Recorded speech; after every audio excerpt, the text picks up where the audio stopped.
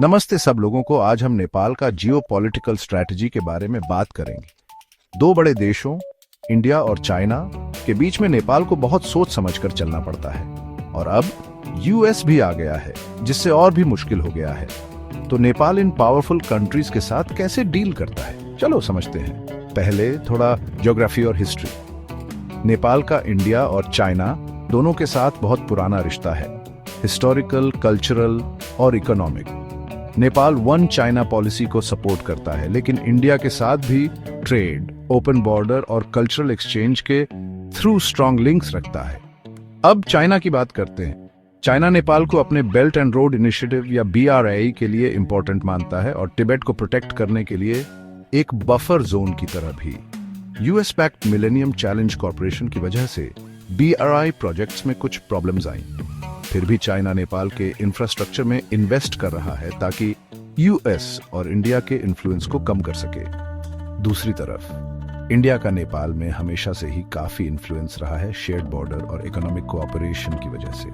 हालांकि Indian interference को लेकर टेंशन्स भी हुए हैं, लेकिन इंडिया ने अपनी डिप्लोमेसी को ट्रेड बैलेंस और म्यूचुअल बेनिफिट्स पर फोकस करने के लिए बदला है। अब आता है यूएस ने नेपाल में अपनी प्रेजेंस बढ़ाई है, खासकर MCC कंपैक्ट के थ्रू इंफ्रास्ट्रक्चर और एनर्जी प्रोजेक्ट्स पर फोकस करके। ये मूव चाइना के BRI के अगेंस्ट माना जा रहा है। यूएस और इंडिया नेपाल में मिलकर काम कर रहे हैं चाइना के इन्फ्लुएंस को बैलेंस करने के लिए। इससे नेपाल को एक और डेवलपमेंट पार्टनर मिल गया है, लेकिन बैलेंसिंग एक्ट और भी मुश्किल हो गया है। तो नेपाल इन सब चीजों को कैसे मैनेज करता है? स्ट्रेटेजिक न्यूट्रलिटी की पॉलिसी अपनाकर। नेपाल किसी एक कंट्री पर डिपेंड ना होकर तीनों पावर्स के साथ अच्छे रिलेशंस बनाकर अपनी सॉवरेनिटी प्रोटेक्ट करना चाहता है। नेपाली लीडर्स ने हाल ही में economic development, border dispute resolution और ट्रेड बैलेंस पर जोर दिया है, लेकिन चैलेंजेस अभी भी हैं।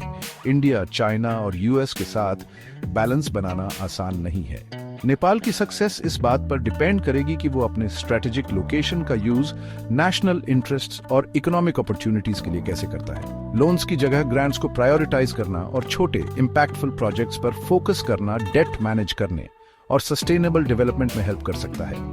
कंक्लूजन में नेपाल का जियोपॉलिटिकल स्ट्रेटेजी दिखाता है कि एक छोटे से देश के लिए तीन पावरफुल कंट्रीज के बीच बैलेंस बनाना कितना मुश्किल है। इंडिया, चाइना और यूएस के साथ बैलेंस्ड रिलेशंस बनाकर नेपाल अपनी सॉवरेनिटी प्रोटेक्ट कर सकता है और इकोनॉमिक अपॉर्चुनिटीज को मैक्सिमाइज कर सकता है। देखने के लिए धन्यवाद। लाइक, कमेंट और सब्सक्राइब करना ना भूलें। ग्लोबल जियोपॉलिटिक्स के बारे में और जानने के लिए